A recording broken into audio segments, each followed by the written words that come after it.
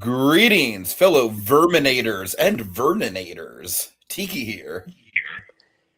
And this is Eli from Little Blue Productions. And tonight we have a very special anniversary podcast for you guys. It's the 20th anniversary of the DreamWorks animated cult classic, Over the Hedge. Yeah, we're stuck in the suburbs, Eli. We're And stuck. rocking the suburbs. We can't get out. We can't get out. Help us. But yet at the same time, we're also rocking the suburbs. Right. Okay, so yeah, Eli, this is you requested me on for this, like probably I want to say at least like half a year ago, right? Like you really kind of like reserved your fast pass to come on for this very early. Yeah, just genuinely because, these retrospective podcasts of movies, seeming very fun on the channel and popped in my mind to, any film that's celebrating its anniversary, and then with Over the Hedge, and when I mentioned it to you, then and here we are now doing this. Okay, so as always, we start with our nostalgia and whatnot. I'll go ahead and start. So let's see, this movie came out in 2005. So by 2005, I was already probably like 2000. No, it was 2006. Oh, you're right. I'm sorry. My bad. Yeah. Okay. God, I'm still stuck in like 2025 mode in my brain. I'm like 20 years ago was 2005. Oh my God, 2005 movies are old enough to drink, Eli. Yeah. Well, let's face it, 2005 was the big year for films in general. Peter Jackson's King Kong is old enough to drink. So is Revenge of the Sith. Yep. Anyways. So yeah, 2006. Here's the deal with 2006. I was I want to say a sophomore in high school, and I went through a phase probably like in the early mid 2000s, where I was hesitant to see animated movies in theaters, and this was still around that time. I was a little bit embarrassed about it, but I still really enjoyed them, right? And it was one of those things where it's like we were getting really top quality. Like this was kind of a golden age for both Pixar and DreamWorks, honestly, if you look at it. Not so much Walt Disney Animation Studios, although they did have a couple bangers. We had let's see, when we had obviously the cult classics like Atlantis, Treasure Planet around this time. You and I both have an appreciation for Home on the Range, even though it's kind of a black sheep. Oh, indeed, we do. Pixar and DreamWorks were both kind of killing it, right? Around this time, the mid 2000s. Indeed, they were. So Over the Hedge, it was one of those things where Eli, this is actually some deep lore of the channel that I don't even think you know about. So I used to run a movie forum called Under the Sun. It was a little pro board site. And the idea was we'll talk about any movie under the sun. But the big thing we talked about was mostly animated movies, Disney movies. This was around the time the Pirates of the Caribbean sequels were coming out. So, we were really invested into those. I distinctly remember the summer of 2007, you had stuff like Spider-Man 3, Shrek the Third, Pirates 3, all three of which Shrek the Third sucks. Spider-Man 3 said decent movies in their own right, interesting movies in their own right. But that whole summer, I remember we built it up on the forum, and then it was one after another. It's oh no, what's happening? Yep. But I distinctly remember Over the Hedge, man. Over the Hedge was a big cult freaking classic over on the Under the Sun forums back in the day, dude. There were a couple things that really stood out to us. We loved Hammy, okay? Hammy almost became an unofficial mascot for the forum for a while. And then also, just generally speaking, we really, really like the suburban setting. We really like the rock in the suburbs element of the movie. I don't know. This thing had just kind of a wholesome vibe to it, but also a little bit of a punk vibe to it. And I just remember just really, really being on its wavelength as as kind of a cringy wannabe edgelord teenager, right? Who was still into animated movies.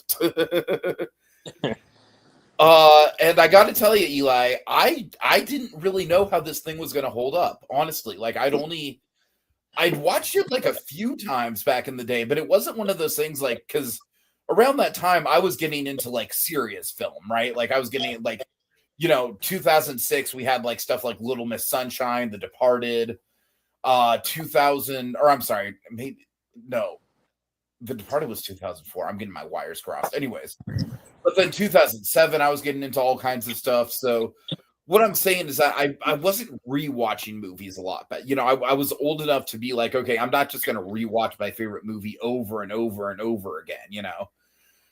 But I did watch this a few times as a kid and as a teenager. I was very curious how it would hold up. I got to tell you, Eli, not only does this hold up, I think this movie has aged remarkably well.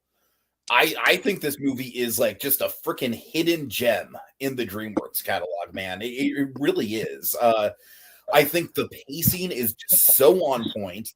Yeah, it's got the liar reveal trope, but I don't really. First of all, I do think they do a good job of like it's a trope for a reason. It is a genuinely like effective plot device, and I think they do a good job. I think the two leads with RJ and Vern are two like it's a great kind of like Woody Buzz sort of odd couple. It really is like I love their sort of like chemistry with each other, but also their contentious chemistry. Like it's a really good dynamic that kind of leads the film. I love the art direction. I love I think most of the voice cast works really well. I will say I don't necessarily think that the rewatching it, I don't think the hedgehogs really add anything to it, like as far as characters go. But everyone else does, though. Everyone else really shines. Like everyone else in that ensemble cast really shines, and the hedgehogs are just kind of there, which is fine. So and a couple of the jokes, man, just land so well even now. We'll get into them a little bit. Oh yeah. As we go through, I don't want to kind of like I don't want to kind of jump the gun on some of them. One particular bit with Hammy towards the finale, you know what I'm talking about. Yeah, I do, of course. That was the most memorable part of the movie for me as a teenager. Still holds up so well. Still holds up so well. I think it is. I think it is a memorable moment for all of us. So yeah, this movie really surprised me, man. I still think it looks great. I still think the art direct, like I think this is one of the great depictions of the suburbs in animation. Honestly, I don't say that lightly. I think this is up there with like the first Toy Story as far as just like it's truly immersive. It almost feels like a time capsule nowadays of that kind of early 2000s suburban aesthetic. It's almost kind of like got a vaporwave kind of vibe to it nowadays. Yeah. And then, like I said, I think the voice cast works. I think the pacing is really, really on point. The humor, there's a few gross out gags I'm not a big fan of, but that's all right, So yeah, I was so surprised by this movie, dude. Like rewatching it, I was so pleasantly surprised because I really didn't know what to expect going into a rewatch. So yeah, that's my 2 cents. Good. What say you, sir? Okay, well, as for me, because yeah, I mean, I'd say I'm on the same level as you, and for anybody else, because I have seen this film. Like my memories of Over the Hedge, because I mean, it's a bit fuzzy, because I mean, I recall, like, I'm sure as though, because when my family and we went to theaters, like, I'm sure as though that even though I wish I could remember fully, like, what the early days were and when, like, the trailers and the film was coming out, but it's like, I mean, I remember in 2005 when my family and we saw Madagascar. Maybe, I'm sure as though that obviously, I don't see why not. They obviously showed a trailer for Over the Hedge, and with Madagascar screening, and you know what? Because yeah, even Madagascar now it's old enough to drink, but. Back on point. Madagascar. Correct me if I'm wrong on this, but I believe Madagascar and Revenge of the Sith came out on the same weekend. If not, maybe Madagascar came out like one weekend before Revenge of the Sith. I think you're probably right because obviously, so if I remember correctly, they came out the same month in May. So Yeah, yeah. I want to say it was within a week of each other, if not the same day. Yeah. But I also remember, but my family and I, we also saw Revenge of the Sith in theaters. So I remember, I have some good memory of when seeing Revenge of the Sith in Madagascar. But with Over the Hedge, like I said, I'm sure that when we saw Madagascar, they probably had there probably was a trailer for Over the Hedge that was screened. But then like seeing like the other trailers and golly, I remember like seeing when it came to the DVD release of Over the Hedge. I remember there was an advertisement like in around like say Halloween, and yeah, because around the time of Halloween, because that's when the Over the Hedge DVD was coming out. Mhm. I'm not really sure because I want to say I don't know. Maybe we did see Over the Hedge in theaters, but genuinely I feel like we didn't. But of course, like watching it most prominently on DVD, because yeah, I mean, I have some fond memories when watching it on DVD, and just the later times I would watch it, and I think Over the Hedge, yeah, it was like one of those. Okay, we all have some animated films, like whether if it's Disney or DreamWorks, where they're like a daily watch for us. Like best example, I know that The Incredibles to you, Tiki, was a daily watch. Well, it was to me For a too. period of So time. For a period of time.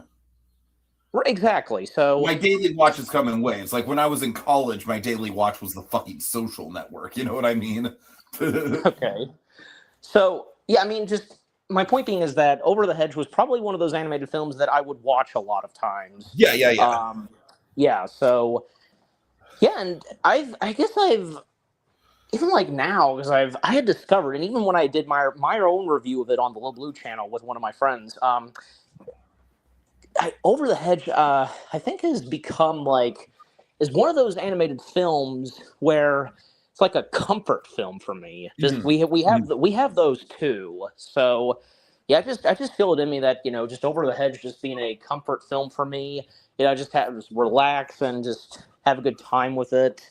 Um, and of course, like with what the film is like, and I would agree too, because the charm it has, and like it's like lightning in a bottle, and like being in a time capsule, and so on.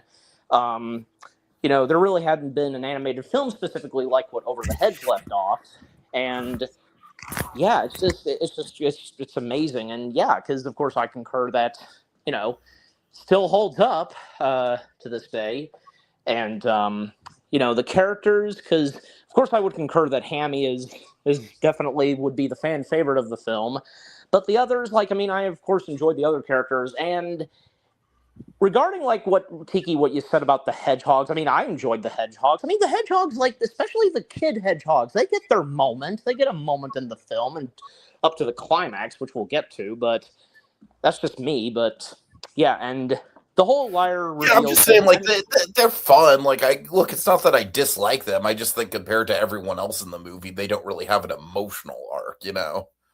right, right. I understand. Yeah. And I was about to say 'cause the whole liar reveal thing, because I mean, with what you said, Tiki, I mean, I couldn't have said it better myself. And let's face it, because a good chunk of animated films, when they do the lie reveal, has become a big trademark.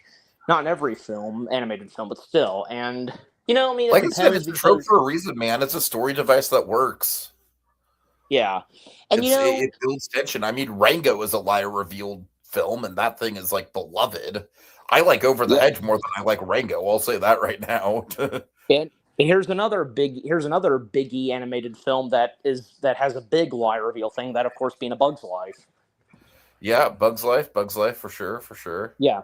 And I'm on the same page as you with Rango, because of course I freaking love Rango, and yeah, because like that being a lie reveal, at least, and like the lie reveal in Rango was seemed to be handled pretty well. Road to El Dorado, anyone? Yes, or I mean, geez, like like it's all over animation, and it's like I said, it works because it's like it's built-in tension, man. I don't know, I don't know what you want. hmm even like DreamWorks, they did that a couple of more times. Like yeah, one of their later films, Madagascar 3, had a lie reveal going on as Oh God. well. But I mean, look, yeah, it can be done lazy, right? It can be done lazy. But yeah, I think the essence of it, I think the essence of it is that you have to have like for example, okay, I don't think you saw this movie, but last year, One of my favorite, I believe this was in my top 5, if not maybe my number 6 of 2025, was the movie Twinless with Dylan O'Brien. And that movie is literally nothing but liar revealed. Like, that movie, it hinges on a lie.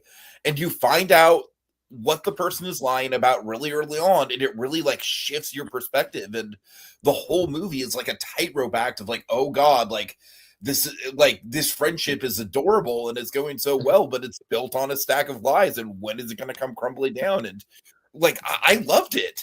Like, anyways, I feel like we're kind of like circling the same point over and over here. Yeah, you and I are kind of on the same page. I really don't mind the trope if it's done well. Yeah. And it was called, and again, it's called Twinless? Twinless, yeah. Twinless. Okay, yeah, as of the stream, yeah, I've yet to see it. Very good movie. I would recommend it. And I'll take your word for it. Absolutely. And other things to mention, like, of course, I also concur, because with the voice cast, because golly, because it's amazing the number of talents that. Oh yeah, It's amazing how many the number of talents that this DreamWorks animated film has, and you know what? Because I mean, yeah, they all work great, and with the characters that they bring to life. Just really quick, Eli, you're done with your opening statement, right? Yeah, I mean, just wanted to also acknowledge the characters, and yeah, the more we'll have to say, but okay. In the end, it's just because I don't want to jump too far ahead before we get into background.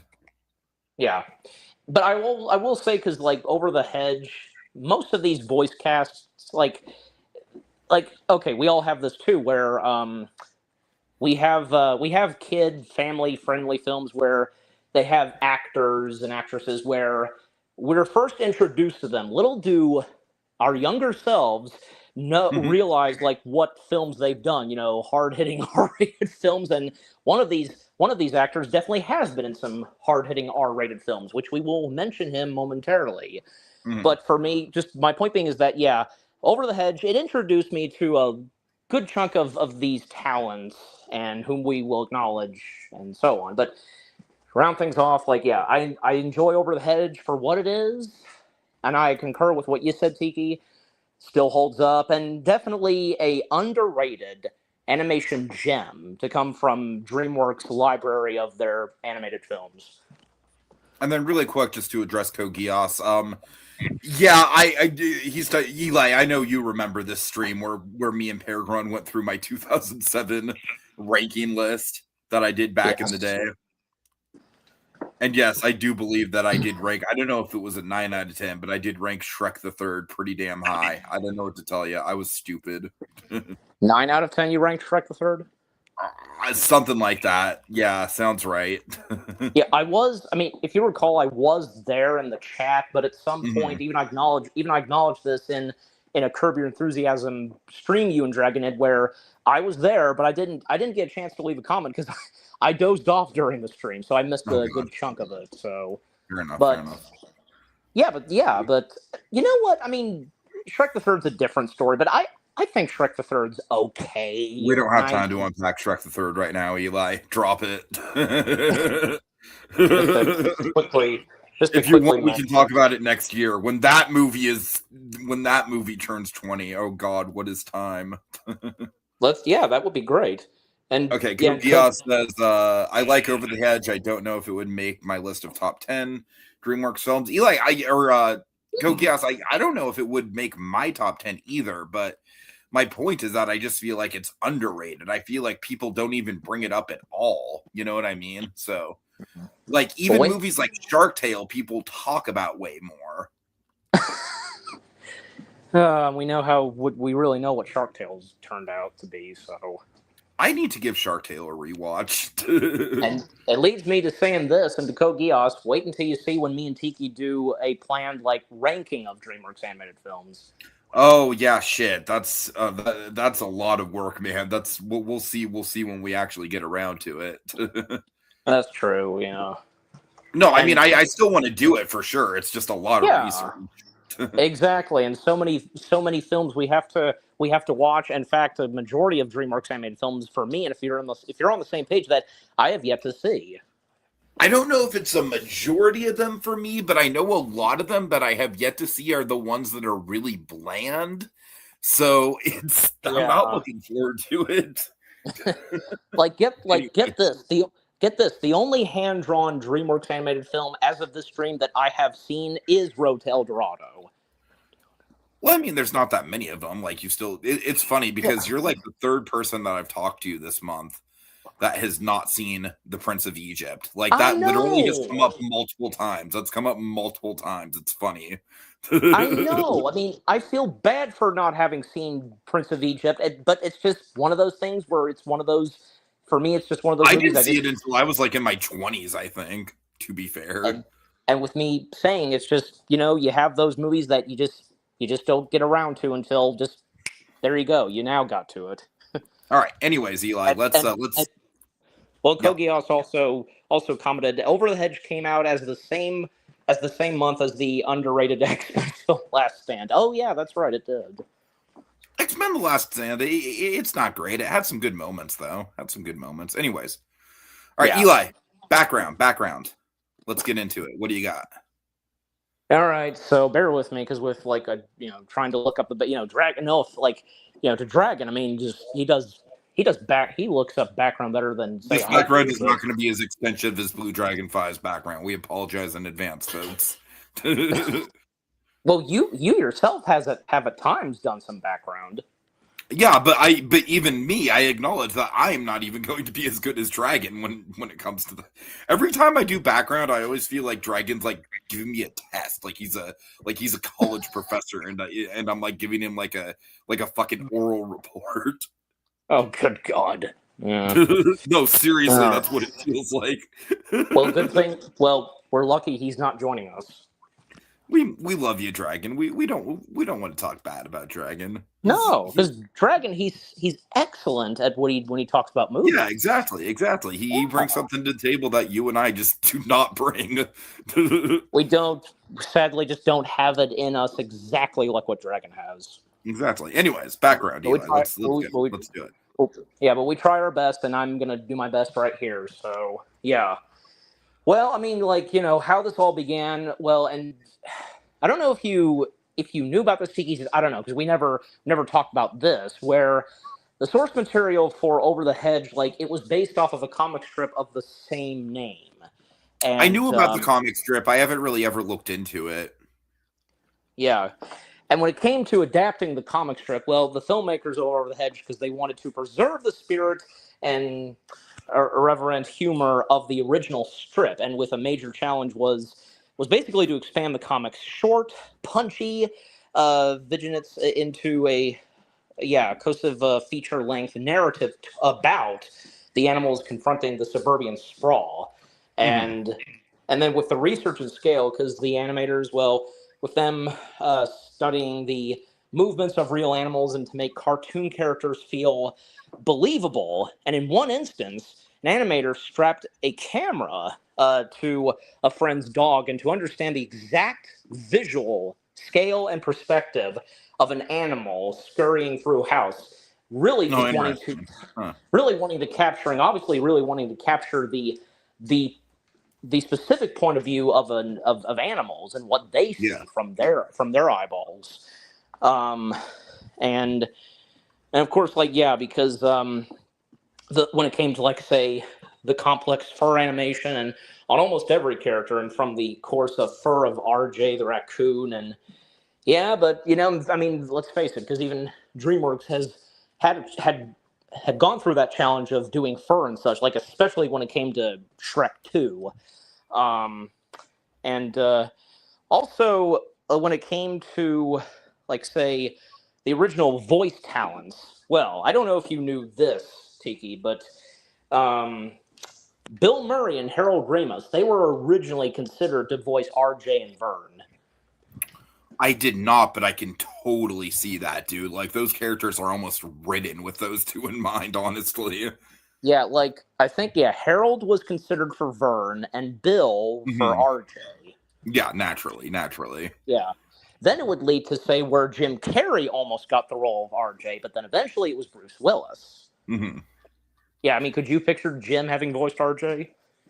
No, what I think works about Bruce's performance is that he's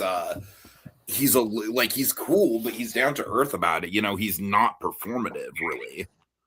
Yeah.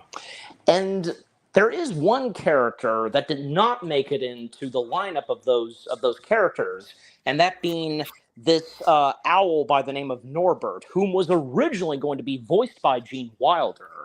Oh However, wow. Gene Wilder just he turned it down for unknown reasons. Hmm. And well, I mean, because Norbert, of course, would have been a good character, and obviously, yeah, best suiting for Gene Wilder. So, but that would have been interesting. Like, what would have been if like Gene Wilder did end up being in Over the Hedge? Yeah, that would have been. I mean, that would have just elevated the voice cast to like even more crazy levels. Exactly. Yeah, and also production because it had began in July of 2002, and I mean, just yeah. Uh, not to mention because like around the time when the film was being released, like, and you probably don't know this, Tiki, but outside of their main entrance of their studio, because they actually grew like a hedge of their studio entrance, and apparently at some point vines started to grow in the parking lot. So No, I didn't know that. Hmm. yeah, but all right, well that's all the background I've got. So It's all like I good. It's said, all good. We had a yeah. lot to talk about. It's fine. It's fine. All right. Hmm. So let's see. So one thing I want to bring up right away, because the movie does start basically with one of the three villains, with Vincent the Bear. But I want to address right off the bat, Eli. If I had a nickel for every time that Thomas Hayden Church was one of three villains in a movie that came out in 2006 to 2007, I would have two nickels, which isn't a lot, but it's weird that it happened twice. That is true. Yeah. This and Spider-Man 3. So I just want to address, though, I think this movie pulls off the three villain thing way better than Spider-Man 3 does, honestly. I think all three villains really have their role in the story, and I think they flow together well. I think they come together in the climax really well. We'll talk Yeah. about that.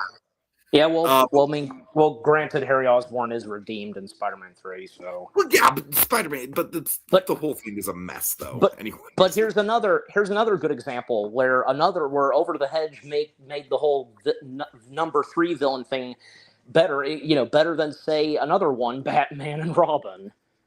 yeah. Although I love Yeah, Batman and I Robin. know you do.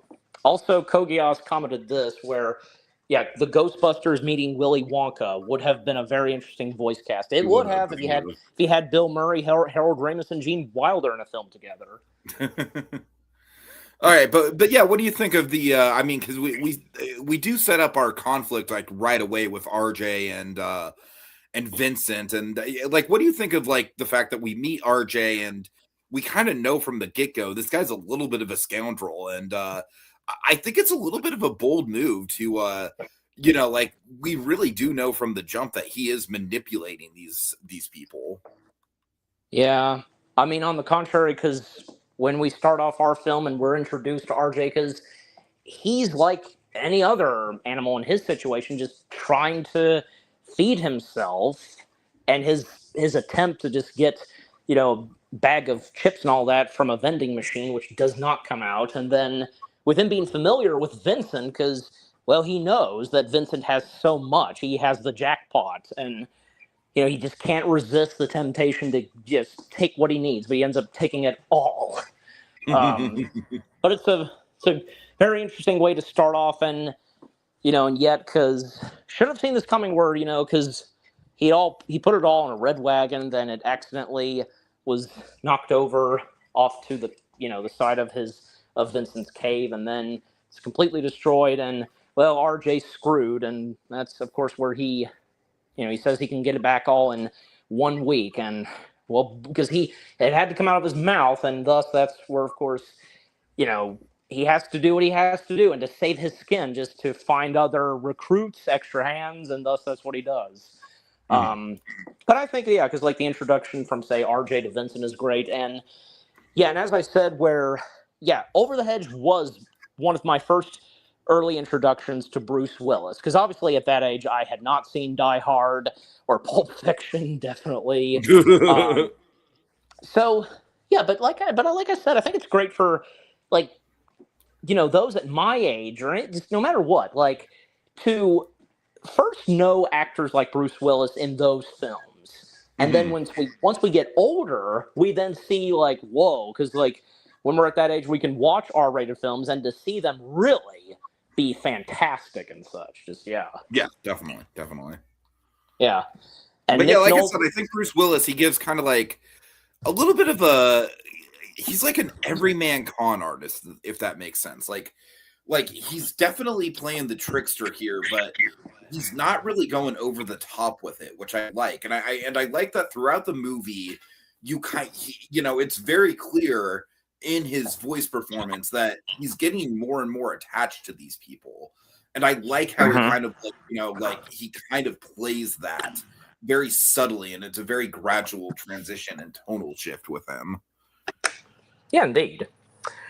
And of course, I was about to acknowledge Nick Nolte because, of course, Nick Nolte being Nick Nolte because, man, his performance as Vincent and with how much we get of Vincent, just like because this bear is so intimidating, and every single second when he's on screen with Nick Yeah, we don't Nolte's get much, but every time he's on screen, it's pretty legitimately scary.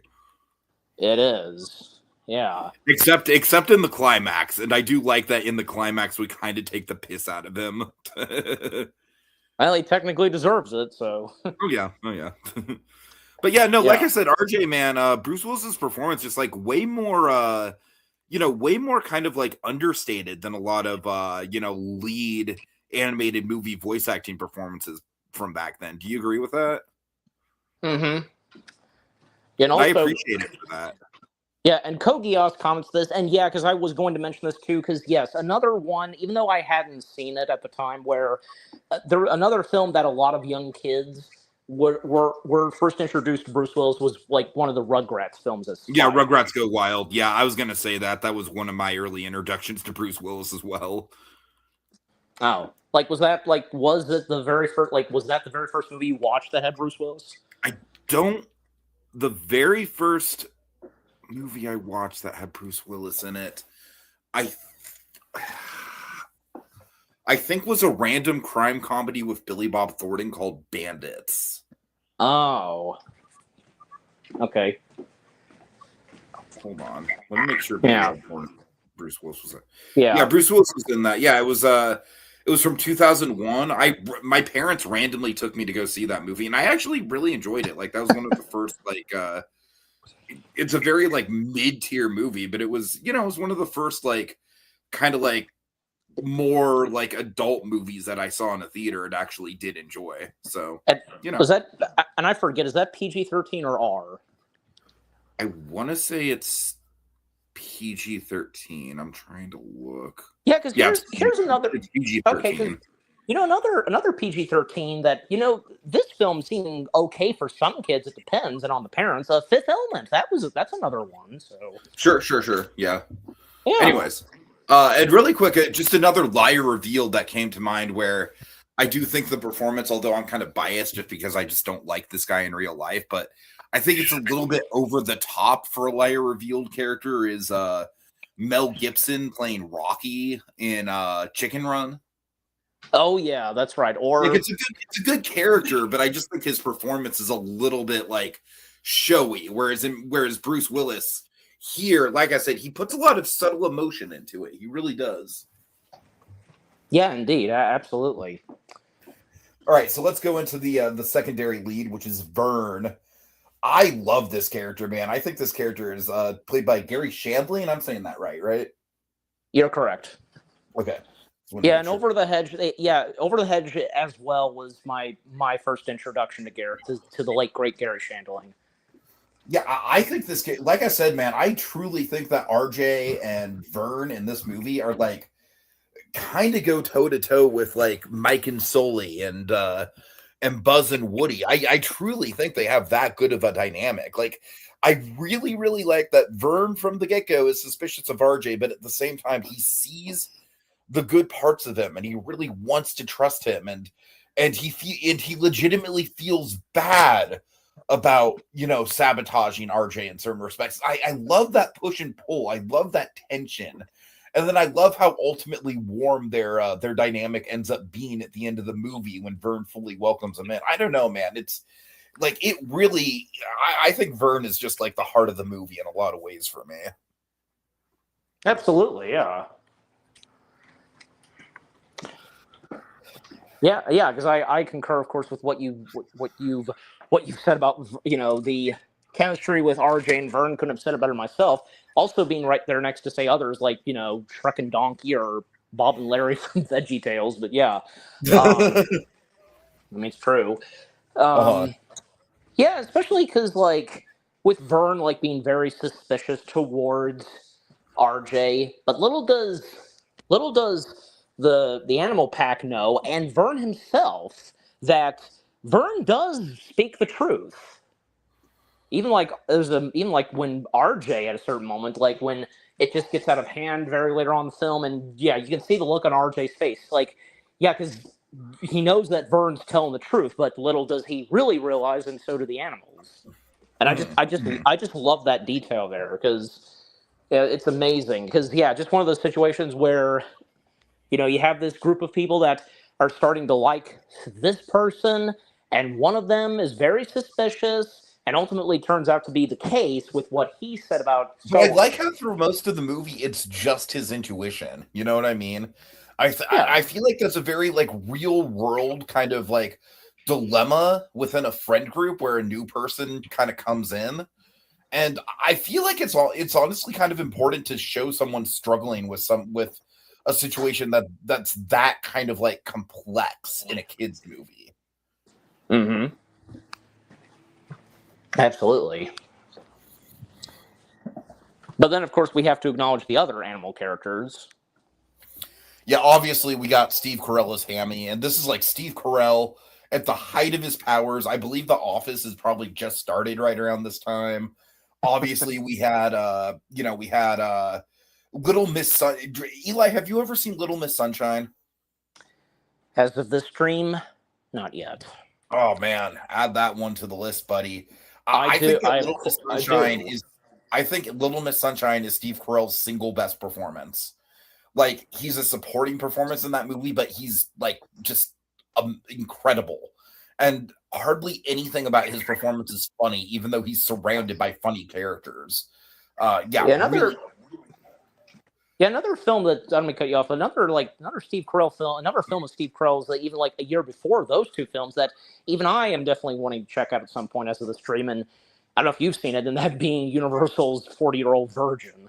Well, yeah, that was the other one I was going to cite. Like 40-Year-Old Virgin comes out, Steve Carell, that's what made him a superstar. Yeah. Yeah, So like I said, this man was at the height of his powers in yeah. 2006. And for me, because it's such a mixed bag, because I can't really remember the very first time I was introduced to Steve Carell, what my first movie it was that has Steve Carell. I think It's it's like, got to be 40-Year-Old Virgin for me. And 40-Year-Old Virgin was a movie that I did see in theaters with my dad, and it was very R-rated. One of the early R-rated movies I saw in theaters. yeah, especially he cusses up a storm in the wax scene. So that's like the biggest memorable thing to come from that film. Of course, of But course. for me, it's for me, it's a mix between this, Evan Almighty, Horton Hears a Who, Get Smart. Those were some of my earliest films where I saw Steve Carell. Mhm, mhm. Yeah. And so with Hammy though, I think it might be the single most over the top performance Steve Carell has ever given in anything, and that's saying something. Yeah, and I'm pretty sure this was, I don't know, in case you would know, this was Steve Carell's voice acting debut. I think Horton Hears a Who was before this. I want to say No. Horton Hears a Who was wasn't it? 2 years after Over the Hedge. Oh, okay, my bad, my bad. Yeah, Yeah, it because might have been. It might have been. yeah, because it came out in 2008. Uh-huh. Okay. I'm sorry. Yeah, and because what would come next for Steve Carell? Because Horton Hears a Who, as was mentioned, and most prominently the Despicable Me films. Right, of course. Yeah. Without Over the Hedge, who knows where Steve Carell would have gone to next with voice acting. But no, so Hammy in this movie, like, I do think he is unfortunately responsible for some of the gags. Like, I don't like the whole, like, burping my ABCs thing. I think that's just gross, like, on a fundamental level. Come on, I mean, it's funny. Just if for anybody who it's all right. I think he delivers it in a funny way. I just don't like that type of humor. Yeah, and I was going to mention, like, you're obviously not one of them, but for anybody who is okay and does find burp jokes funny. But I concur, yeah, because, I mean, I concur, like, Hammy, of course, just an excellent fan favorite character, as I said earlier, and, I mean, just every single second of Hammy on screen is amazing. Dude, but here's the thing. You obviously get the energy. You get the insanely memorable climax with him. I love the build-up to the climax. And how him drinking the energy drink is almost like the movie's big Chekhov's gun. But here's the thing, Eli. 3 words, okay? I'm going to give you 3 words. I'm not stupid. I was gonna mention that because not only do we get the hilarious over the top stuff with him, but I love when, and I'm sure you're on the same page too. He delivers that I'm not stupid one. I got to tell you, man, that hit harder for me as a 35-year-old grown-ass man than it ever did as a kid. All right, like that is some powerful shit right there. That moment, and I think it's so powerful, especially because of how it's contrasted with how we've seen the character throughout this movie. Yeah, I can relate to it on a deep level, right? Because obviously, like, I'm trying to get into stand-up now, and it's like, one of my favorite stand-up comics right now is Laura Bates, and one of my favorite quotes of hers is, nobody wants to fuck the clown. So it's like, so I can really, really relate to. I know that moment really struck a chord for me on my rewatch, dude, and the way that Carell delivers it. I mean, there's a reason why he's like one of our top actors even to this day, I think.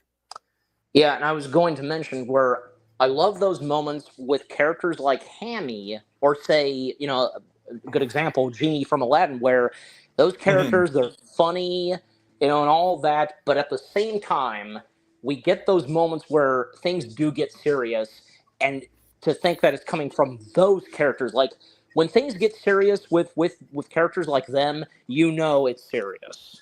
Well, I mean, you know what? It even goes back to, like, one of the very first, like, prototypes of a character like that, which would be Phil Harris as Baloo. Yes. So I think we're onto something here with the whole, like, when a joke character who's basically meant to just be the joke machine of the movie gets serious, that could be a real gut punch, man, a real big emotional highlight of the movie, as it is here. Yes, because you mentioned Baloo, quick mention, because, like, Baloo just being over the top and all that, and sometimes getting Bagheera on his nerves. Well, deep down, he's very serious, and he'll do whatever it takes to protect Mowgli. So, yeah. All right, let's see. We do the roll call. So we got Avril Lavigne as Heather, and then we have the incomparable motherfucking William Shatner. Oh God, as Ozzy. Hey, don't you disrespect on Captain Kirk. I am not disrespecting at all, dude. I'm just joking with you, just like, I'm just poking at you. But no, so here's the thing. I think that these two kind of are joke characters in a way. Like, they do just have the one joke of, the playing dead thing, and the movie kind of uses it maybe a little bit too often, if I'm being completely honest with you. But I do like that there is some emotional resonance there. I do like that, it is. Like, I feel like it's a little bit of a speed run of, it's kind of the Goofy movie thing, right? Where the teenager is embarrassed by their father, but then they kind of learn that the father has a lot of valuable stuff to add. There you go. But I think it's done really well, and I obviously I think William Shatner in particular adds a lot of humor to this movie, a very unique, dark sense of humor to it, Especially where, of course, having to play dead, and, like, I think it's obvious that how could it not be, where Shatner probably did some improv with, him just acting to play dead, and even saying a quote from from Citizen Kane, Rosebud. Rosebud was great. Yeah. And in the case of Heather, because yeah, and Avriel, because this was her voice acting debut. Avril. Thank you. I'm sorry. I need to correct you because I'm big into like SoCal like punk ska shit. So Were you at the time? I mean, were you into her music and all that by any chance? yeah, I did really like her music at the time. Yeah, I still like her music. The one song of hers that I'm really familiar with is "What the Hell." Mm. Yeah, but and again, because like with Over the Hedge introducing me with many of these voice cast members, yeah, this was my introduction to her, definitely. Mm-hmm. And I think just overall with what she brings to the voice performance of Heather, I think is really well done. And again, where it leads to where she does take after her dad because they are possum. That's what makes them possums to play dead and all. Mm-hmm. Yeah. Okay. And for Shatner, because I mean, William Shatner is William Shatner, and he especially is great at doing voice acting, and just with what he brings to his character is amazing.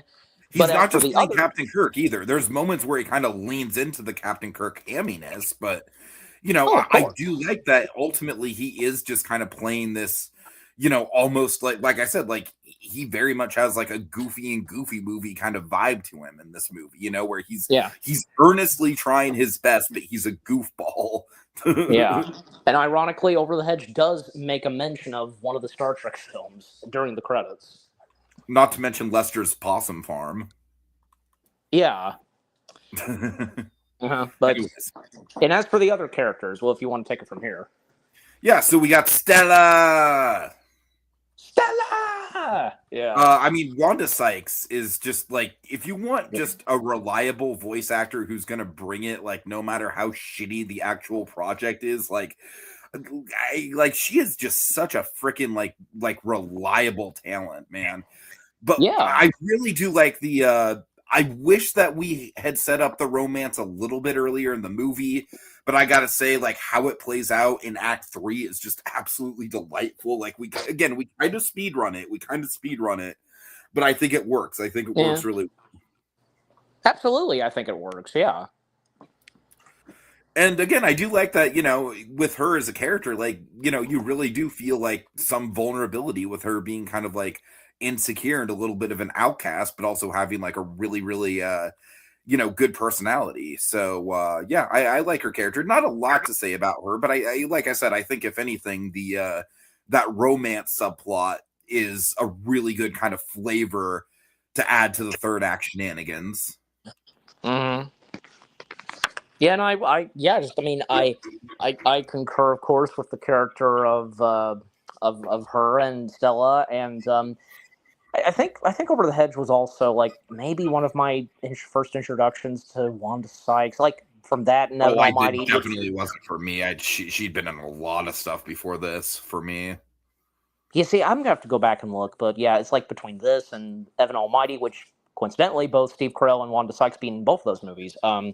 But just Wanda Sykes she's Wanda Sykes. Come on, because to me, of course, she's an absolute talent, and especially when she's done some really great voice acting, and because especially later on, she would be like the voice of Sid's granny in Ice Age. But with what she brings to Stella is, I mean, yeah, anytime we have Stella on screen, like the moments that she gets, it's just great. Yeah, definitely. I think it would be obvious that Stella is another one of those like characters that everybody's favors, like next to say Hammy. So yeah. All right, you want to take the lead on the hedgehogs? Yes, gladly, because I mean the hedgehogs were most prominently, I hate when I forget names. Like, you remember the names of the hedgehog parents by any chance? No, I don't actually. Again, they're definitely the most forgettable. Like, they're fine. It's not like I find their presence offensive. They're just kind of there. Well, I'm looking. Okay, yeah, Lou and Penny. That's their names. There we go. Yeah, Lou being voiced by Eugene Levy, and Penny being voiced by the late, delightful, talented Catherine O'Hara, and which, both of them. Okay, you see that right there, dude. like insanely talented. Like that's a fucking power couple when it comes to voice acting. So it's honestly kind of annoying that they're not more prominent in the movie. And this is Eugene Levy and Catherine O'Hara we're talking about. Mm-hmm. Which I was gonna say, where this film it's a SCTV reunion for them. Yeah, it's just an embarrassment of riches with the voice acting, man. It's like there's literally too many like insanely talented people here. Same happened for A Bug's Life, as was mentioned. A little bit, a little bit. I'd Yeah, have to go back and I mean, with A Bug's Life, we have the Kevin Spacey of it all too, which is but yeah, I know.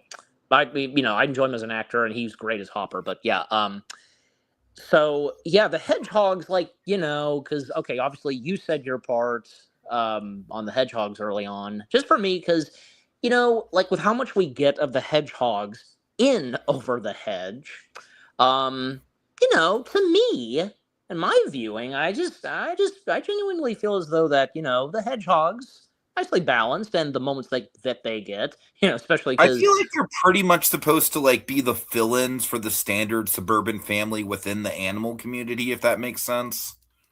the what now? The fill-ins for the standard The suburban family. the fill-ins. Is that what you're saying? Yeah, the fill-ins. Yes. Okay. I think I get what you're saying. Yeah. Well, and I was also going to say because even the three hedgehog kids, because it turns out, because we would even see later on, they are quite good at with technology and such, and especially Which when it I leads don't buy to them driving on the steering wheel like that for a minute, but you know what? It's a cartoon. There's more crazy cartoon shit that happens in this movie than that. It's fine. But yeah, and because who cares, and since it's a cartoon, but it depends on the direction that this film takes. So, Mhm, mhm. um, but yeah, I mean, at least especially for the hedgehog kids, they get to shine where they steer the vehicle and with the climax and all. But yeah, I just think overall, again, like the hedgehogs, they're okay. They're pretty good characters, and with how much we get of them, just yeah, and with how much like we get, and with what both Eugene Levy and Catherine O'Hara bring to the parents, especially. So yeah, um, With and all due also respect to Eugene Levy, I kind of wish that he would have played Vern and that Catherine O'Hara would have played the homeowners association lady. I just kind of feel like those would have been more meaty roles for both of them. Does that make sense? um. Yeah, I'm trying to picture it. I'm sure as though they would have been good if they had those roles. Like, just swap out the people. I don't know. Anyways. It depends, And yes, Dragon, it Um, is very much a we don't care moment. oh, there you are, Dragon. Yeah, we can. Yeah, we don't care. So yeah, but anyways, so yeah, that's our characters there. What else to mention? Like, if you want to take it from here, this. We can go over the human characters. Oh yes, yeah. Well, the human characters that, of course, live in suburbia, but the main ones, of course, being whom is the homeowners associate, yeah, being Miss Gladys Sharp, whom Gladys. being Gladys. thank Gladys. Yeah, I hate when I butcher. I know we've all been there, but point being is that Gladys Sharp, the homeowners associate, yeah, whom being voiced by Allison Janney. Now, for me, it was between this and Finding Nemo that were some of my earliest introductions to Allison Janney. I don't know about you, Mm-hmm. Tiki, but I think for me, because for Gladys, because yeah, she's one of the two human characters whom, She besides, had a really major role in one of the absolute worst episodes of Lost, like a one episode role. really. Like her role is kind of responsible for the shark jumping in Lost. I'm not gonna lie. I mean, it's been a long time since I've seen Lost. My mom, she just like you, Tiki. My mom loved watching Lost, so I'm My sure my dad loved mom. watching Lost. My mom loved watching Desperate Housewives. So it was a fun time for both of my parents, but different Huh, shows. of course. Um, but yeah, and I'm sure my mom, she might remember if I'd mentioned that to her, like about Allison Janney appearing on Lost. But Yeah, I was gonna say because like yeah, where Gladys being one of the two human characters, and besides Vincent, yeah, where we have three villains in Over the Hedge, and for the humans it's Gladys because I mean she's not really much like it. And it doesn't take us too long, especially when she's interacting with the neighbors. She's not a very friendly lady for sure, and I like that we established that. I think that's smart. I think it's smart that we established that beyond just the whole like wanting to take care of a legitimate pest control problem, she's just kind of a bitch, frankly. Woman's yeah, just unpleasant. and to mention where again me and a friend of mine we did a review on the Little Blue channel. He said that Gladys is like say a Karen. Oh yeah, a proto Karen, I would say. Yeah, absolutely. There you go, proto Karen, there you go. Yeah, so yeah, just overall like from what we see of Gladys where she interacts with the neighbors, not a very friendly person. Yeah, proto Karen. But also like when it comes to the animals, like she's very hesitant and not very fond of animals like being on her property and all that. So and just like Allison Janney just being so hilarious, like with what she brought to the voice performance of Gladys is just amazing because it's Allison Janney. So yeah, for sure. Also, all right, really quick, I'm gonna shout out a couple comments from Dragon here. I was gonna mention that. Yeah, he says Levy and O'Hara always worked well as a couple in sketches and roles. I think pairing them together made sense. That's actually a really, really good point, Dragon. I'm glad you mentioned that. Yeah, that's a very good point, and pure facts. All right, and also he says three villains of different statuses, which is nice. And with that, Eli, we have to get to the man, the myth, the legend, one of the most underrated villains in the DreamWorks canon, Dwayne LaFontaine. Eli, yes. Words cannot describe how much I fucking love this guy. I eat up every fucking second of screen time this guy has. Okay, and let me tell you, like, because we're kind of on this thing where we're citing like where we first saw the actor. Sideways. Yeah. I had already seen Sideways by this point. Absolutely, I had already seen Sideways by this point. So with that context in mind, this performance just cracks me up, dude. It's so good. It's so good. Okay, so you say that Sideways was your first introduction to Tom. Sideways was definitely my introduction to Thomas Hayden Church. Yes. Well, yeah, and Sideways. No. That's a lie. That's a lie. Big Fat Liar is my introduction to Paul Giamatti, as I'm sure. Yes, that's. Oh, yeah, of course, yeah, it was Paul Giamatti. I think that was one of mine too. But I was going to say because for me, my first introductions of Thomas Hayden Church, it was definitely between this and George of the Jungle. Mm-hmm. And Thomas Hayden Church, he's at his finest in George of the Jungle. And I think he was okay with George of the Jungle. And honestly, yeah, I can see it. Thank you, Dragon. I just didn't register Thomas Hayden Church. Honestly, I just didn't register him in George of the Jungle. And I thought he was okay when he, of course, returned for the sequel. I mean, we know how George of the Jungle 2 turned out, but at least Thomas Hayden Church was still enjoyable because he's Thomas Hayden Church. There's no words to describe. Mm-hmm. Yeah. So like I said, he's the best part of Spider-Man 3, arguably. Yes, I concur. I thought he was great as Sandman in Spider-Man 3. At least that's the best scene.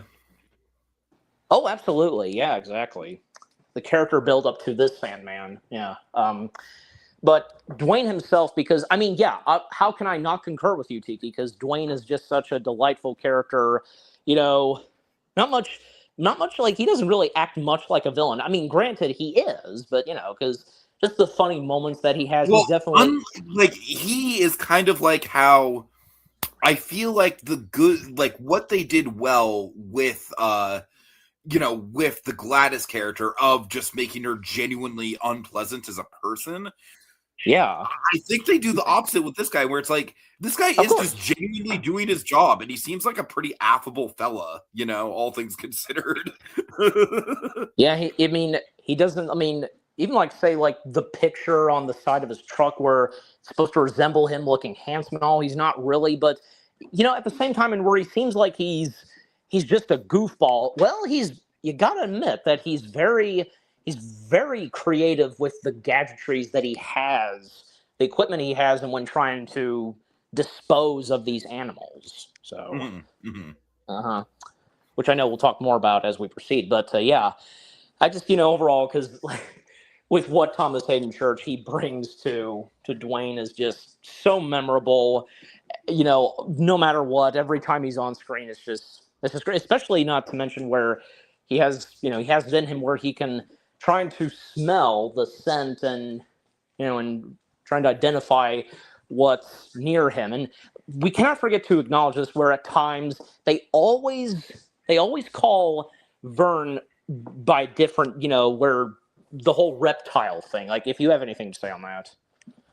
There's the whole Oh yeah, I mean, I don't reptile. have a lot to say, but it is a clever little running gag, and I do like the fact that like Vern or Dwayne knowing that Vern is a reptile, like that's both kind of like, oh, he like, yeah, that's right, I am, but then it's also kind of like, oh, but this guy knows his shit, and that's kind of intimidating. At least, yeah, I mean, gotta give it to Dwayne that he was the only one, the only character in the film where he got it right. Like not amphibian, a reptile, because that's exactly what Vern is. That's what turtles are. But just yeah, overall, I mean, I of course enjoy Dwayne.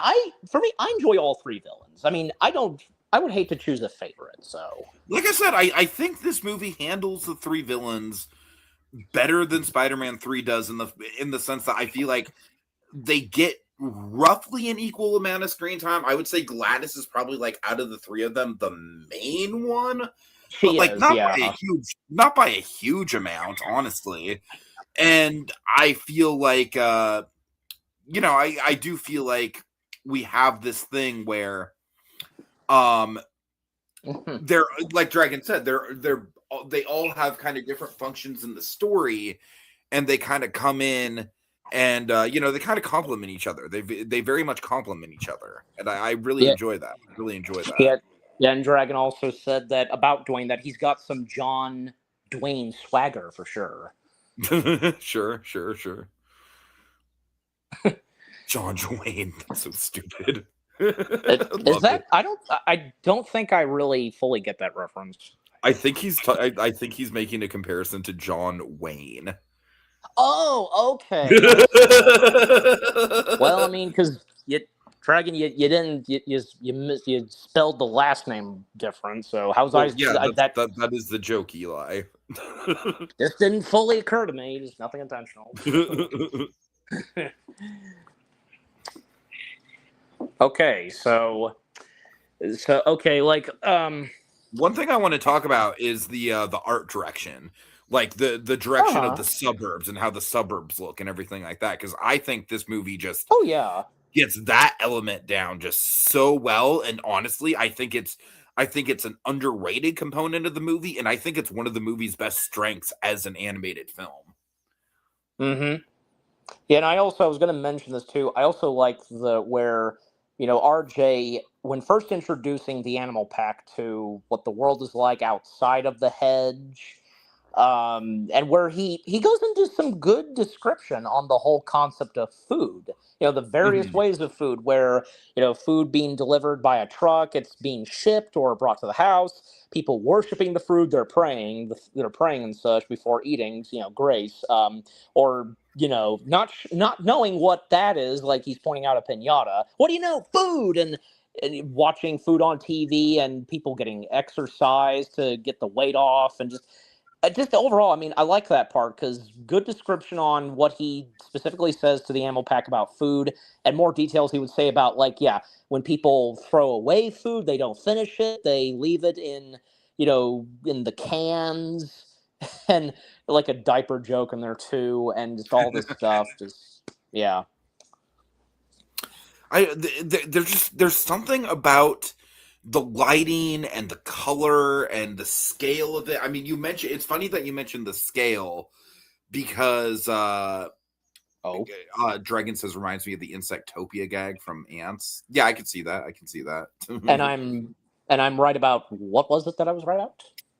Oh no, I'm sorry. I'm glad you brought up the whole thing about sorry about the scale, how we can how we see the suburbs from the perspective of the dog in the Oh, scenes that the dog's in. I feel like generally speaking, the scale of the suburbs is like a really important element to this movie from a visual point of view. It's kind of like Dragon and I talk a lot about like how E.T. is one of the all-time great Spielberg movies, in spite of the fact that when you really break down that movie, just geographically speaking, it's uh-huh. like it's like some suburbs and a little forest, right? Right. And And I yeah, feel like okay. this movie does a very similar thing where it's like it feels huge scale, but it really is just kind of like a couple blocks of suburban streets and like a little, not even a forest, but like a little alcove, you know? Yeah. Okay. And yeah, that's what. Okay, Dragon. That's what he was. Yeah, he was agreeing with me because when I was talking about when RJ is going into detail about the whole thing of concept of human and food. Like, yeah, because I made a good point there. But and I would concur too with what you said about ET and such. And I also concur with what a good example the Insectopia thing from ants. So Yeah, definitely, definitely. in comparison to Over the Hedge. So um but no, definitely just to quickly say, like even ET, like definitely in the Mount Rushmore of Spielberg's films. So, Oh, no, E.T. is my number one. It unquestionably it's my number one. number one favorite Spielberg film. Uh-huh. Yeah, without a doubt. I genuinely don't. That for me. That would be a tough. That would be a toughie. But yeah. Um. But I mean, I'm also, weird because I have the Fablemans in my top five, dude. Like, my Spielberg ranking is kind of weird. yeah. And to Dragon, what's your number one Spielberg? We'd love to know, or unless he already gave it out. I So want to say he had an Indiana Jones movie as his number one, maybe. Dragon, remind us, remind us. I think if anything, it would probably be Last Crusade Hmm. because that's definitely the magnum opus. It's weird that my Well, number one isn't Jurassic Park, but like I don't know, E.T. just hits on an emotional level more than Jurassic Park yeah. does. As much as I obviously adore Jurassic Park. Yeah. And well, there's also Jaws. Hmm. Yeah, and granted, like it's between Last Crusade and Raiders that are the best in the Indiana Jones films. So, but another thing to about Over the Hedge, like for me, what to mention next, because because like this movie does very well, of course, and obviously, because where the whole like how many days passed and like how many days RJ has left, like Yeah, yeah, yeah. when It does the ticking clock very well for sure. absolutely, and where like that one moment where RJ, because like when things didn't turn out so great the very first time that he took the animal pack, excuse me, took the animal pack out from the hedge, and after that moment with Gladys, well, yeah, because even Vern making it very clear, we want nothing to do. That's over that hedge, and that's that for the evening, and RJ just having this dream where Vincent comes in, but he has 6 more days left, so yeah, luckily it was a dream. But then of course it would lead to where yeah, because where RJ just brings in Hammy because the whole sequence where yeah the Girl Scouts are passing by with cookies and cookies being a big thing on the list, and also not to mention that the Girl Scouts they have a red wagon, and that's another thing because even Vincent he made it very clear early on that to get the exact same red wagon, but also the blue cooler and such. Mhm. And the biggest thing that Vincent wants as well, Spuddies. Like Spuddies is a big thing in this movie for Vincent and RJ. They can't to each of them they just can't get enough of Spuddies. Yeah, even Vincent commenting that without Spuddies, enough isn't just enough. So yeah. um. Also, I want to talk about the physics of this movie, Eli. I want to talk about like the cartoony nature of it because, of course, I feel like there's a few like really really memorable pieces of that. One of my favorites happens towards the beginning where RJ Hmm. opens the I believe it's like a stand-in for like Cheetos, and Yes. literally just like the cheese puff just explodes as a mushroom cloud like in Yes. space. Now, about that, do you recall? I assume you've seen where for Doug Walker he did his review of Over the Hedge? Yeah, For, dude, Doug for Walker reviews. It's like I watch them for comfort, but Dream, like they get in one ear out the other for me. I don't well, remember much about them. My point being is that I'm sure Dragon has seen it before, where Doug, he did DreamWorks You Weary, because to Doug, like, he finds the joke where, because it's done twice, the whole thing of we see from Earth's orbit, like something exploding, because it would happen again with um, the turbo device that Dwayne set up, where, with what's going on in that part, just, I don't know, to me, I feel like the joke that's done twice, I think it's funny twice, and the part with the cheese, like the Cheeto stand-in, and there's a I think that's mushroom. really funny. Yeah. Yeah, even I remember my mom. She thought that was funny too with the Cheetos thing, the mushroom cloud. So But I want to mention, like, I mean, yeah, you mentioned the other bit with the explosion. I want to mention one of the most clever gags in this movie. For me, yeah, the explosion thing is like the second one, but there's also a third yeah, one. So I love the um, fact that like we get a traditional, not a third one where it's a mushroom cloud in space, but a third kind yeah, of like I know. Yeah, I know what you're talking about. Yeah, like follow me here. I think I Like am. okay, so basically like But go ahead. we get like one of my favorite like comedy cliches, which is like, like a wagon full of snack food causing this like fucking cataclysmic, huge, like Die Hard style explosion, right? Yeah, yeah, Okay, but then later on in the third act of the movie, this cracks me up. The car goes through the house and it just kind of happens. Like I love that it's not like a big explosion. Like did you notice that? Like I think that's a gag personally. I think that's a kind of like a gag subverting expectations that this movie has set up when it comes to like big explosion moments. I don't know. What do you think? I don't see why not, and All I right. I don't think know. I would concur what you say.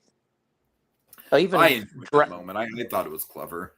And Dragon also comments like easily for him the best moment to him was where during the hammy slow mo where we reveal RJ in the show and shooting Vinny the classic Bruce Willis look. Hmm. I don't think that really occurred to me. The Bruce Willis look. Well, okay, like because Bruce Willis is voicing RJ, so that would make sense to No, I know what incorporate he's it. saying. I know what he's saying. Yeah, and to incorporate that into the character of RJ. So there you go. Hmm. Um, But yeah, just like the whole explosion thing, as you just said, I think I'm on the same page as you with that. Okay, let's see. Other than that, I think one of the only things we have to talk about still is the climax. Do you want to get into the climax? Yeah, sure, but also like, any other thing to mention? Like, yeah, when it comes up to them getting inside of Gladys's house, like what goes on in that? Yeah, I I'm mean, sorry. I'm kind of rushing through here. Yeah, yeah, I mean the um all the Gladys stuff is great. I love the dramatic moment where like Ozzy thinks that Heather's dead. I think it's predictable that she's not. Like it's not like it's not like I actually believe that they would kill her off. But I do think that Shatner plays the moment like surprisingly dramatically, where it's like, you know, even though it is kind of played as a gag at the same time. What I do yep, really like about that scene is the tension. I love how, RJ, the liar revealed thing is starting to really slip. It's almost kind of like a house of cards. Like he's mentioning Vincent. yep, He's slipping about the bear thing. Like, and I really like that tension, man. Again, I feel like this is one of the better animated movies, in my opinion, when it comes to just pulling off the liar revealed thing in a way that naturally grows tension, that naturally like you see. Oh, and also I want to point out, I love the moment, like speaking of liar revealed stuff. I love yep. the moment where they get him the TV and everything, like they're treating him like basically like the leader of the family now. And Oh yeah. on the TV, it's all just like you're a piece of shit. like there's a traitor among us. Like I love that just as somebody who has major imposter syndrome, even when I don't do anything wrong. So that was a very relatable moment for Yeah, that was great. Yeah. Um, me.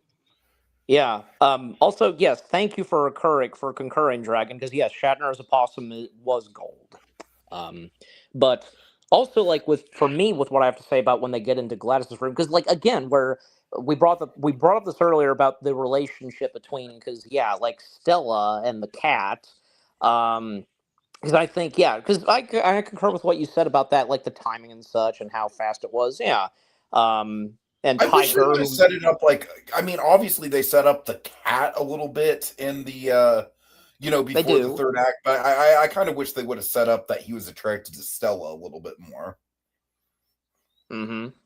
And I don't, and here's the thing, I don't know why it never occurred to me until at a certain point that, oh, I think I get this, because when Tiger is shouting out Stella, because that's a nod to to a film that to a Marlon Brando film. So Oh yeah, no, Streetcar Named Desire. Yeah, of course, of course. exactly, yeah.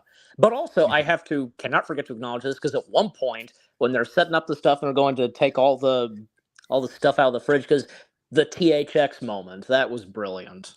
That was great. That was great. Although I will say, I would be shocked if they didn't rip it off from The Simpsons. Yeah, because I can't. Because Obviously, yeah, The from an early. Simpsons has that moment where it's like they play the THX logo in the theaters, and it's like literally like people are getting like thrown from their seats and shit, and it's like THX, the audience is now deaf. And then you got Grandpa going, "Turn it up," which is Right, right, brilliant. right. But still, it's Yep. great. I mean, I'm just saying it's one of those things where it's like that exact kind of setup has been done in comedy before, but they play it off well. They play it off well. Yes, I'm glad to see you also love the THX joke dragon. But also like I, another mentioning about Stella and Tiger, because I think that anything to say like when they make her up as a cat, that moment.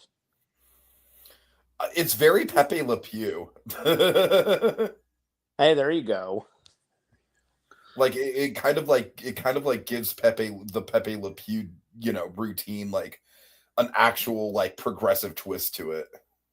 Yeah, and actually, and even like when she's made up as a cat, because we really get to see her pretty eye, skunk eyes, and because the fact that her hair, the top of her fur hair, was like covering her eyes, like we've seen that kind of thing, like people having those kind of haircuts, especially like how it's been done in cartoons. So Mhm, mhm. yeah, but yeah, of course, like when it comes up to the next day, and where yeah, it's comes out of RJ's mouth, and where he's determined the last thing to get is the Spuddies, and he comes out of his mouth about Vincent, the whole bear and all that, because yeah, and of course, like Stella stepping in, and yeah, she would reveal her true colors, that she's a skunk, and see, I thought that's what you were talking about, but no, because that explosion where they're chased by the dog, play, and yeah, they like an Okay, I airplane first of passes. all, that dog is honestly like I love. It's a very very realistic depiction of a hyperactive dog. I love the subversion that the thing is not angry at all. It's like it's just this like dumb goofy dog, but it's still Yeah. just as dangerous as if it was angry. Like I love that subversion. Yeah, and the type of dog breed he is, you think that, just be a vicious, wanting to be a vicious killer to the animals, but nope, he's just a very sweet and happy-go-lucky dog that just simply wants to play. So Mhm, mhm. Yeah. yeah, but see, as I was about to say, because I thought that's what, like, the part where Stella fire in the hole, because I thought that's what you were talking about, but no, because then when you went into more detail, like, okay, yeah, my bad, but yeah, like the part where she lets out a big load, because they did put at one point they put a cork in her butthole. But, there you, I mean, it makes sense, after all, she's a I mean, skunk, but I look, I'm fine with the skunk jokes just because I don't really think they play it as like. I like the fact that it's something that the character can be like self-aware about, and like yeah, almost a bit self-conscious of. But I'm still not crazy about him. I'm not going to say I'm crazy about him. and you're entitled to your opinion, that's understandable, so, Um, um, but yeah, just ultimately because RJ just leaving them behind, and yeah, even like Dragon made a comment because about yeah, like it made the real just a really awesome moment in the climax. Yeah, we were talking about earlier, but like just like yeah, coming up to the climax where by this point RJ has really connected with those pack of animals, and thankfully for him, not going in the same direction as Vincent, because even Vincent commenting about the more he does this, then he'll end up just being like him. But nope, RJ's not going to go to that into that route officially, and he needs them, and just taking the stuff back, and just once again it crashes, and where the climax happens with the vehicle just. Oh yeah, and with Vincent on RJ's tail, and where Vern, of course, thankfully for Vern, it like him quickly realizing like what RJ has done, but the other animals they're still very pissed at him, and they're just throwing him out of the window until like the mentioning which is brought up at times in this movie like Vern's tail tingling, like but this time his tail is not tingling, so because where Mhm. his tail tingling where he knows that something is wrong and it's off, and because it was like he was right all along about Vern, but in the end it all turned out fine, so All right, and then of course in the climax we also get the great gag with the clown balloon. yes, because they make the hedgehog kids make their target like to dispose of Vincent because him getting tangled up in those balloons, then bonus points, and they ram and crash right through Gladys's house. I mean, it served her right. And then Mhm. it just gets more intense where, they get back to where they are on their side of the hedge. But the problem is Vincent, and Hammy making that comment, scary clown. He's landed back down. You got two things. You got like one side of the hedge trying to kill them, and the others like, I love this setup, Eli. I like honestly like rewatching this. yes, I was really surprised just how well the setup plays for the climax. Like the movie is obviously called Over the Hedge. The hedge is kind of like the big symbol and location of the movie. And I just love the whole idea that the animals are literally trapped in the hedge and all three of the villains are coming together. And I don't know, man, that is just like really, really good, like, like third act storytelling, like bringing all the pieces together. It was really impressive to me. yes, and I totally concur. And as I was trying to say, where you got the animals like struggling in the hedge, where because on the side of the suburbia, because you got the two human villains trying to go after them, and also this was mentioned by RJ, like the mentioning of the weed hacker, and we see Gladys with a weed hacker, and that with Dwayne just having the taser, and Vincent with his bear claws, just oh man, and it's just getting too intense, and RJ just willing to sacrifice himself because, well, really, because like he's whom Vincent wants, and that. But then, of course, that's when Vern and RJ get this idea, and this was done twice, where a lightning bug steps in, where light bulb for the characters where they get an idea, and that's where because the moment where Hammy gets a drink of soda, and that just memorable moment where time freezes, and on account that Hammy is moving so fast, like let's I see. just want to point out they did this shit years before X-Men Days of Future Past did. Oh, they did, And or even say the Flash movie. uh-huh. And I just think that this is like, honestly, I think this plays it better than either of those, even though both of those are good in their own right, especially obviously Days of Future Past was great. Oh yes, But absolutely. what I love about this one is like with Days of Future Past, it's a great visual, but he is still kind of like doing the motions of running around the room. He's just doing it in slow motion. What I love about this is how casual Hammy is. Like, how he's just kind of like casually strolling through the environment. Like, I don't know, Yeah. man. There's just that extra little touch of like he is just casually just taking his time. And it's great. It's great. It plays so well. Oh, I totally Oh concur. no, Dragon actually, yeah, Philip J. Fry with the 300 cups of coffee. Yeah, you're right. That is kind of the first instance of the trope. Good call, Dragon. Good call. Yeah, I'm trying. I think, I'm trying to remember. It's kind of been a little while since as much as I love Futurama, it's been a while since I've seen that particular episode. Um, but Yeah, and I was also going to make this comment, like, let's see Hammy Quicksilver and Flash, like, in a racing championship. That would be interesting. Uh-huh. But anyways, and yes, because even Dragon also, he mentioned this, that because, yeah, the part with time freezing, with what Hammy's doing, like, yeah, he's right, because this is the moment of the film.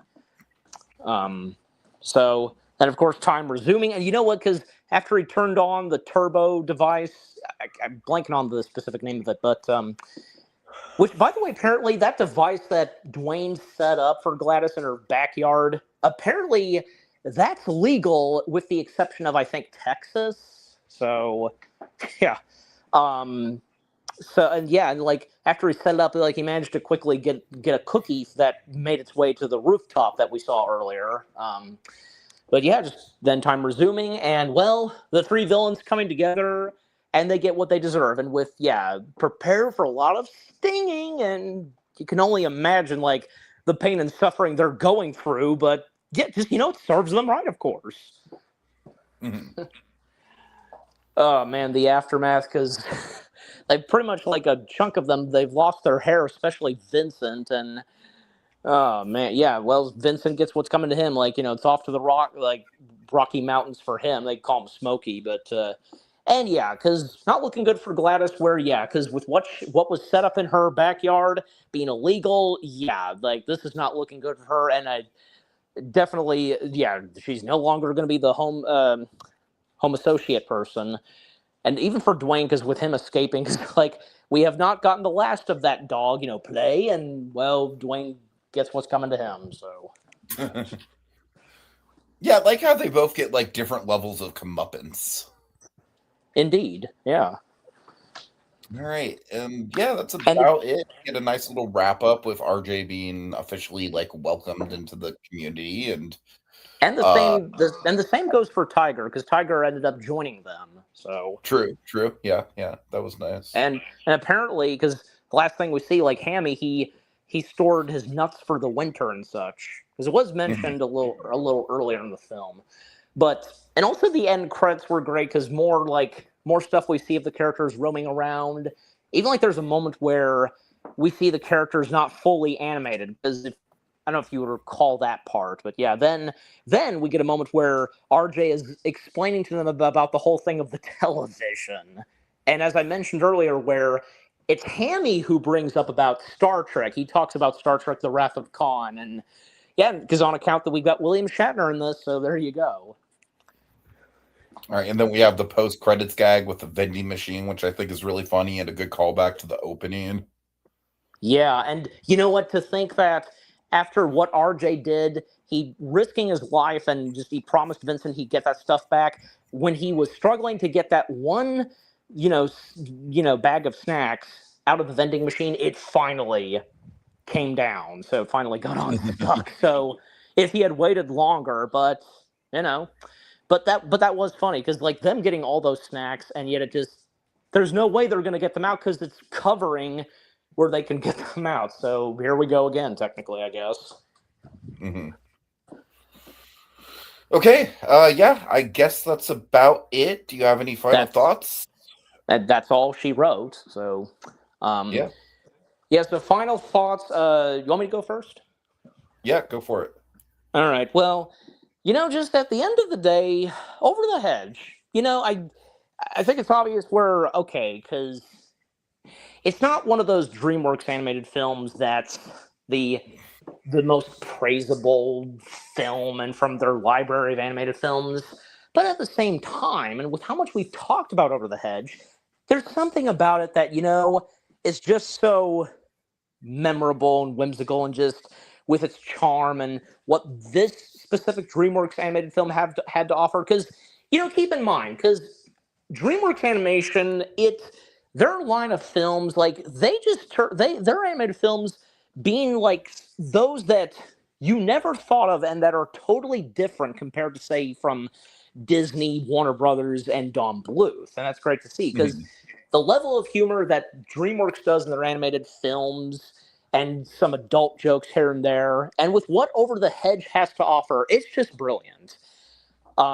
With this being adapted again from a comic strip and even the writers of the comic strip themselves, they were very satisfied with how the film turned out, from what I read.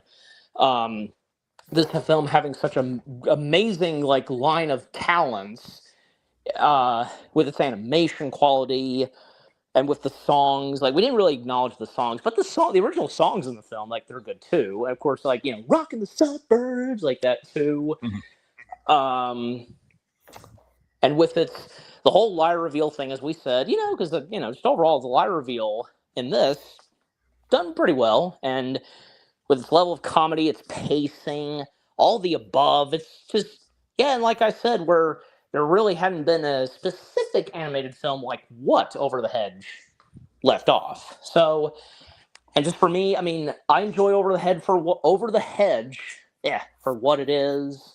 I still love it, and again, where I said where I've come to learn that and know that, yeah, Over the Hedge is just one of those animated films to me where it's like a comfort film, and if anybody would feel the same way about Over the Hedge, and I don't know, because maybe I don't know, because this was brought up earlier. I didn't say this, where maybe possibly it could be in my top 10 favorites, but it's hard to tell. I have to really give it into some deep thought. But just in closing, for my final thoughts, I still, to this day, of course, I love Over the Hedge. It's definitely, and as I put it best, an amazing, excellent, underrated gem of one of DreamWorks animated films from their library. So, yeah, I mean, I think hidden gem is kind of like that's really just the right word for this. I don't necessarily I'd have to. Again, it'll be curious to see where we rank this when we do get to our DreamWorks ranking. I'll tell you right now, I don't think this is going to be beating something like either the 2D animated movies. Well, I don't know about Spirit because I've never actually seen Spirit, but so El Dorado, Prince of Egypt, I don't think this is going to be. I don't think this is going to be like Shrek 2, Puss in Boots: The Last Wish. I don't know, man. I think it might have a place in the top 10. We'll see. Yeah, we'll see for each of us. Yeah.